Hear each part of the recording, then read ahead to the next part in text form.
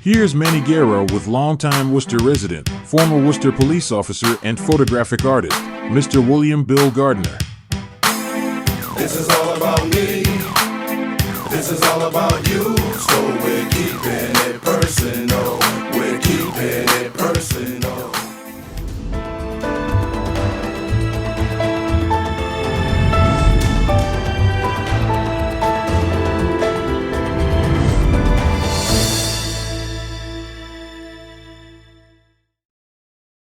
So actually, when I moved to Beaverbrook, were you were involved?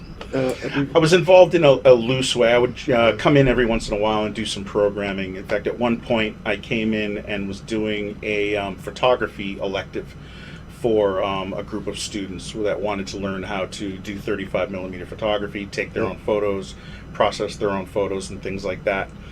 So I did a few things like that, but mostly had kind of moved on to other activities at the time. When I was in later years in the police department, I was really trying to develop my own business, William Gardiner Photography, which finally got off the ground in 2002. So I was always going to trainings and professional association meetings on that. So I didn't have a lot of extra time. So there were a few years that... Actually, I just wanted to ask you, and your experience as a police officer, what were your pros and your cons, whichever you want to discuss first. But one positive experience that always pops into my head is there was a period after we had gotten started on patrol that a group of us were sent down to walk a permanent foot beat in the Pleasant Street, Russell Street, Elm Street area. That there's that little square there, and and then there's like 2 or 3 other streets in the middle of that. Right. And we basically just used to circle around there. Unfortunately, it was it was a poor neighborhood, and there was a lot of drugs being sold and dealt in that neighborhood. Anytime we saw somebody sitting on a porch, we'd go up and introduce ourselves and say hey. And after a while, we got to know everybody in the neighborhood to the point there we'd walk onto the neighborhood, and all of a sudden heads would pop out of windows. Hey, Bill and Lee are here, and that kind of thing. Cool. Kids would come running out. Yep. And after I wasn't on the footbeat anymore and was on a cruiser, whenever I'd drive through that neighborhood, kids would see me coming around the corner, and all of a sudden, like 15 kids would pop out from everywhere and come surrounding the cruiser. And then I have to get the group in the street to go to the other side, and then they're all hanging out. But I built those relationships by getting out of the car. There you go. You walked, when we were walking a footbeat, we were out of the car anyway. But, once I was in a cruiser, you got out of the car. You parked it, you walked around, you saw a bunch of people, 6, 8, 10 people on a stoop. You walked out and say, hey, I'm, Officer Gardiner. I'm in your neighborhood, 3 or 4 days a week. I just want to introduce myself the same way I did at the youth center. Right. And I got to build relationships around the west side of the city where I was mostly sent. And just, incredible people who at the end of the day, if you treated them like they were humans, they treated you like you were human. So you had good relationships with them, as opposed to, unfortunately, and this is the negative side, police officers who saw everyone as the enemy. But if you were a person of color, if you were gay, if you were not a natural English speaker, if you were drug addicted, if you were a streetwalker, you caught hell. And it just got worse if you were black or brown, So that was a real negative part of the job that I refused to participate in. You stood up for me one time. There was a meeting, and I think it was Barbara Haller and that group. Rest in peace. I think she passed away. I thought I heard that she passed away recently.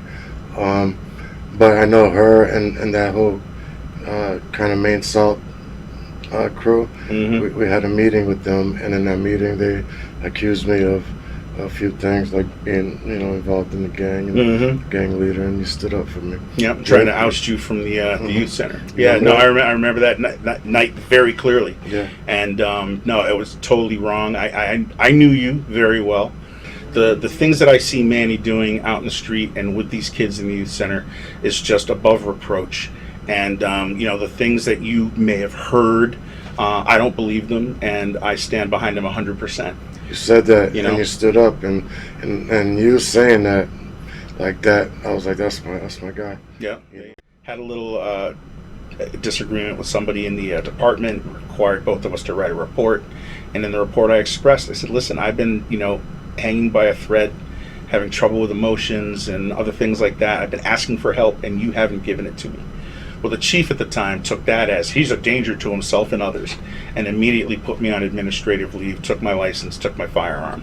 Oh, wow. And I never came back to the job, and eventually had to retire.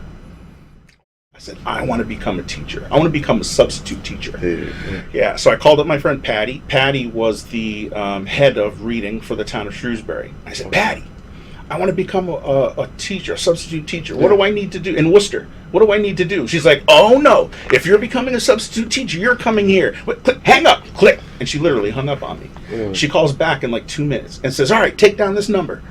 Call this number and ask for Carol Hone and tell her that I'm the person that sent you. Okay, cool. I call up Carol Hone. Say, hi, Carol, this is Bill Gardiner. Patty Lambert told me to call you. She said, oh my God, Bill Gardiner, but I heard so much about you and this and the other thing. Awesome. She said, bring this tomorrow morning. This was like a Thursday. Came in on Friday. I was working Monday morning. Wow. Okay. But that turned into me finding actually a really great job working for a company out of Michigan called All About Learning. Mm-hmm. And what they did was send these really like large 200 to 300 piece Lego kits, one per kid, to like certain schools. And you'd go and then do a program either every hour and a half for one class and then get classes rotated through for the whole day. And I did that for about 8 or 9 years.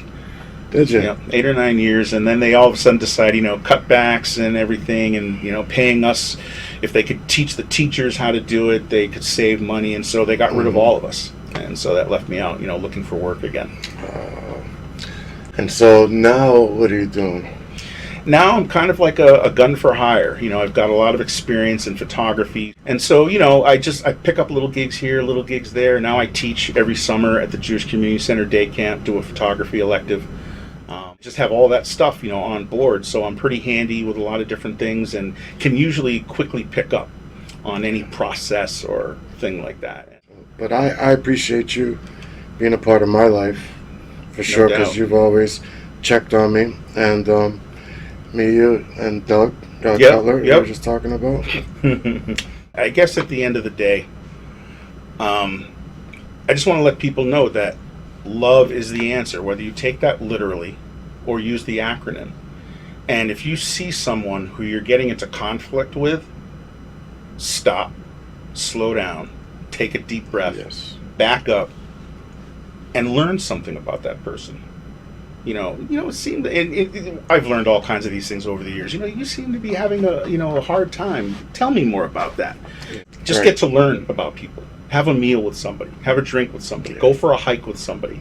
Go rowing with somebody. Right, exactly. And and tell your stories. Bill with 1 L.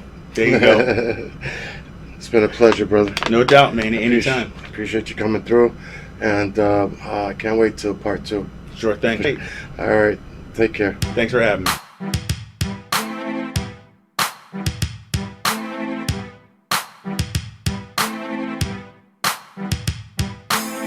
This is all about me. This is all about you. So we're keeping it personal. We're keeping it personal. You can bring your crew. I can bring mine too. But we're keeping it personal. We're keeping it personal. I'm coming at you up close and personal. There's a couple of things that I want you to know.